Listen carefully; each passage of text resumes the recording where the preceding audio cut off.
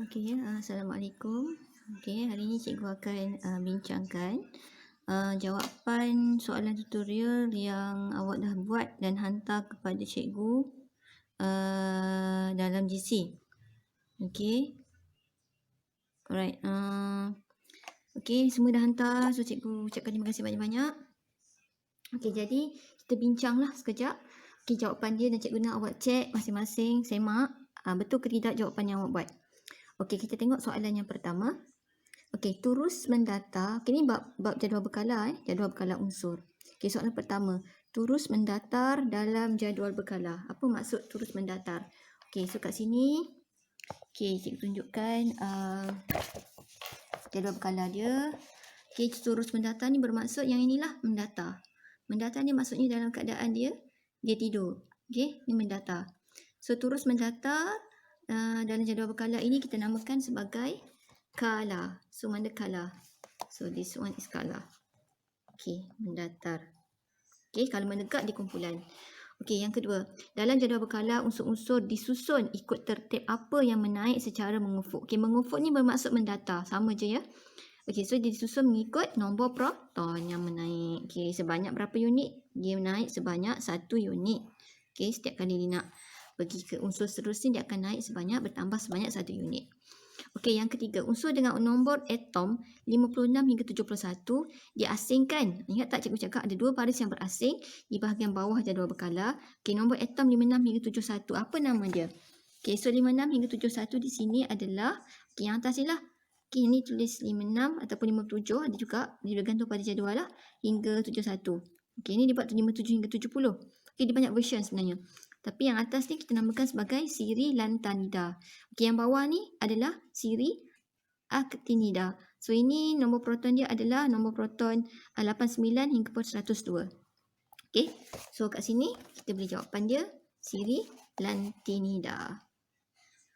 Okey, lantinida. Alright. So, yang ini adalah siri actinida. Okey. Seterusnya. Okey. Okey, kumpulan yang sama menunjukkan sifat kimia yang sama kerana, okey, sebenarnya dua benda ni cikgu tak ajar lagi lah. Tapi siapa yang dah jawab, jawapan dia sebenarnya adalah electron valence yang ni. Okey, tapi cikgu tak ajar lagi kan. So, cikgu rasa tak perlulah awak jawab sebenarnya. Cikgu terlupa itu. Okey, next, nombor kala ditunjukkan oleh yang ini pun belum cikgu ajar. So, cikgu bintangkan dululah star kat sini.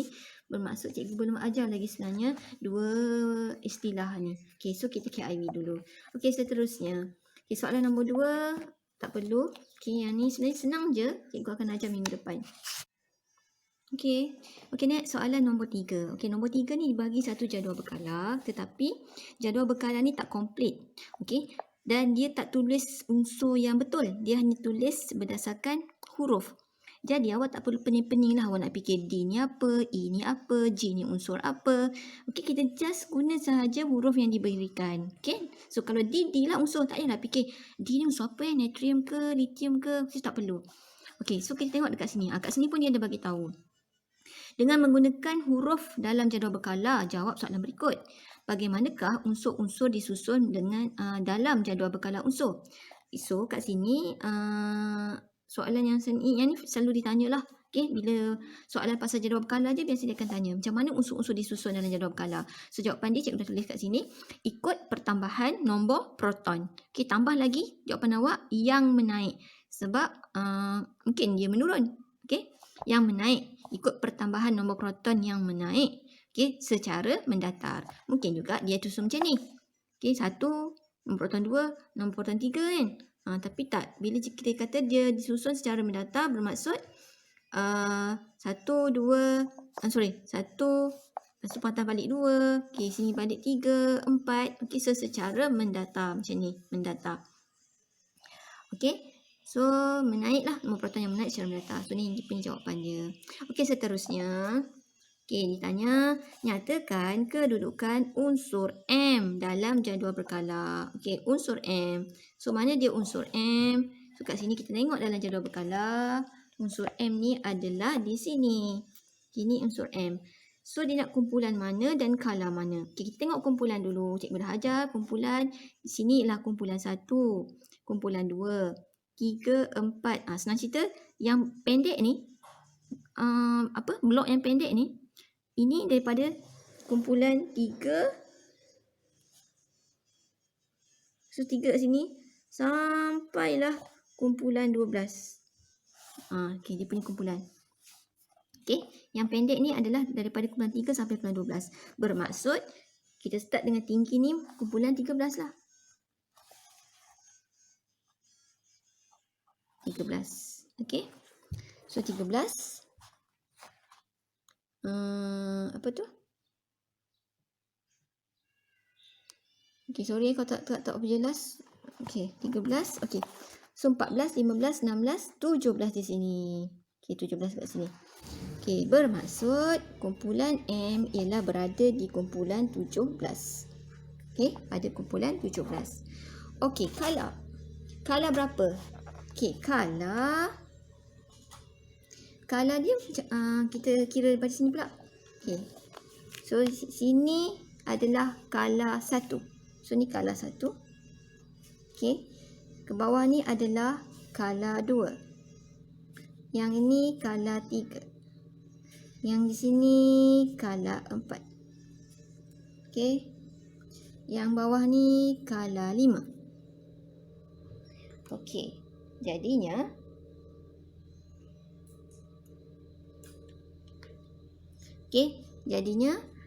M ni berada di kala berapa? Okey, so jawapan dia M ni berada di kala yang ke 3. Okey, so ni adalah kala 3. Okey, faham kan? Okey, so M tu berada di kala yang ketiga. Okey, seterusnya.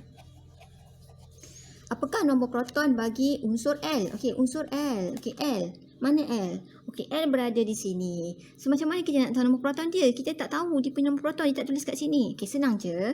Cikgu dah cakap disusun mengikut nombor proton yang menaik. So, bila dia ujung sekali ni, okey, ujung sekali ni bermaksud nombor proton dia adalah 1. So, ni 1.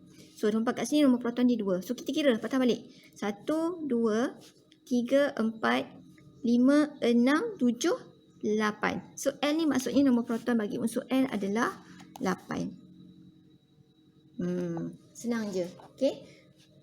Sama jugalah kalau dia nak tanya unsur yang lain. Contoh dia nak nombor proton bagi unsur G. So, berapa? So, kat sini 8, 9, 10, 11, 12. 13, 14, 15, 16, 17, 18, 19, 20, 21, 22, 23, 24. So, G maksudnya nombor proton dia adalah 24. Okey, senang je kan? Okey, seterusnya. D dan E berada di dalam kumpulan yang sama. Okey, nyatakan nama kumpulan dan blok bagi kedudukan D dan E. Okey, betul tak dia duduk dalam kumpulan yang sama? Okey, betul. Okey, bila dia duduk macam ni, menegak macam ni dalam satu grup yang sama. Okey, maksudnya kumpulan berapa ni? Ni kumpulan 1 kan?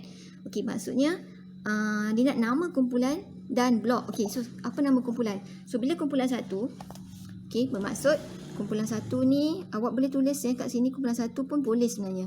Okey, kita buat kurungan. Okey, nak jelaskan lagi, nama dia adalah kumpulan logam alkali.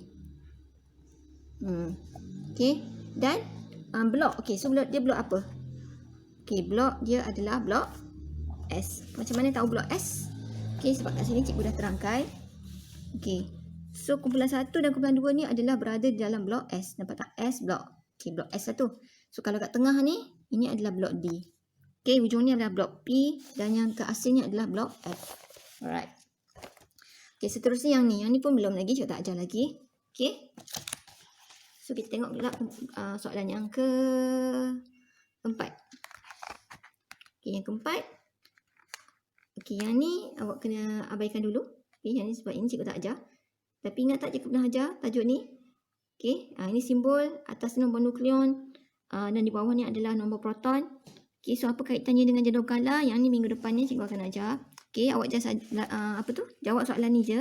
Nyatakan maksud kumpulan dalam jadual berkala. Jadi maksud dia adalah kumpulan ni adalah menegak. So, boleh cakap baris menegak ataupun turus. Turus ni maksudnya baris lah. Okey, menegak. So, mana-mana boleh.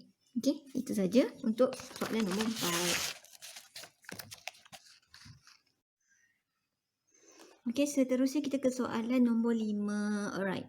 Yang ni betul atau salah sahaja. Okay, soalan yang pertama, terdapat 18 kumpulan di dalam jadual berkala unsur. Okay, betul ke salah? Jawapan dia betul. Okay, keseluruhannya adalah 18 kumpulan. Okay.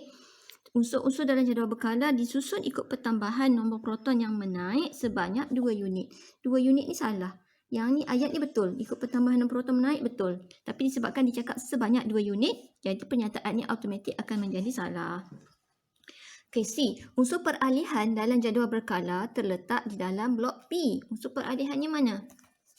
Ni unsur peralihan. Yang mana? Yang rendah ini. Okay.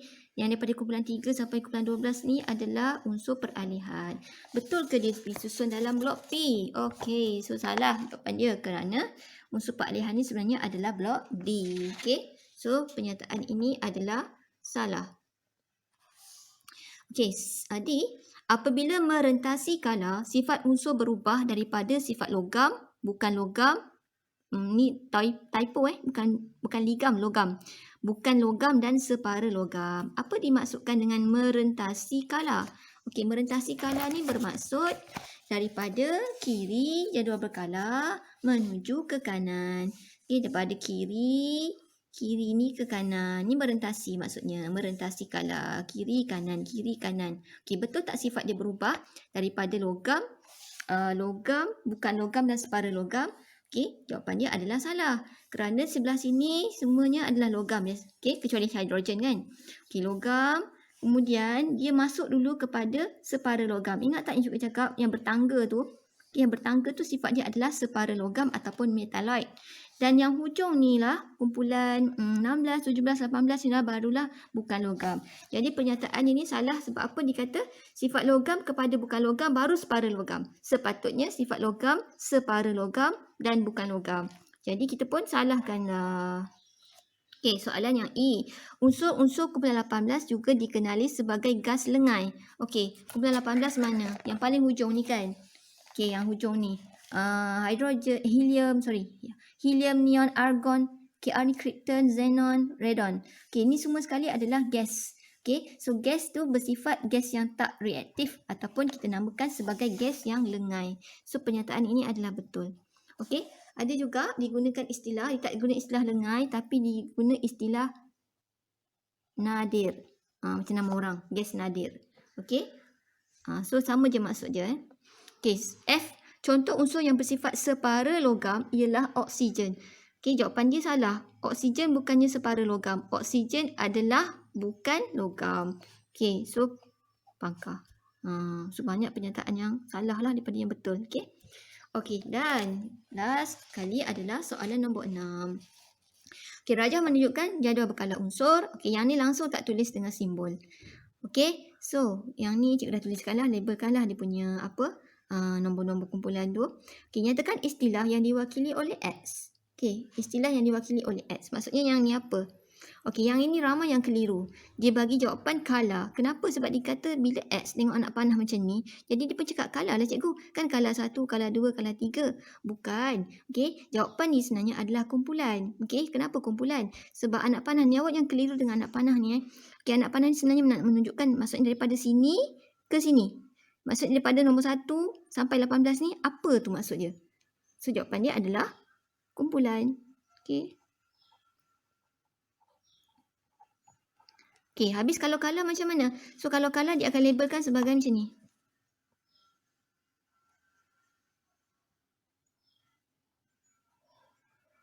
Besar tulisan cikgu. Okey. So, ni adalah kala. Kala ni merujuk pada numbering dekat sini. So, ni kala 1, kala 2, kala 3, kala 4, kala 5. So, kat sini menunjuk pada numbering dekat sini. 1 sampai 18 tu apa? Okey, so jawapan ni adalah kumpulan. Okey, soalan B. Bagaimanakah unsur disusun dalam jadual berkala unsur? Sama juga, ikut penambahan nombor proton menaik secara mendatar. Okey, so selesai tutorial kita. Okey, cikgu minta semua yang dah tengok tekan turn in. Okey, turn in. Supaya cikgu boleh ambil awak punya rekod kehadiran awak untuk kali yang ketiga lah pada minggu ini. Okey, itu sahaja. Kita jumpa minggu depan. Assalamualaikum.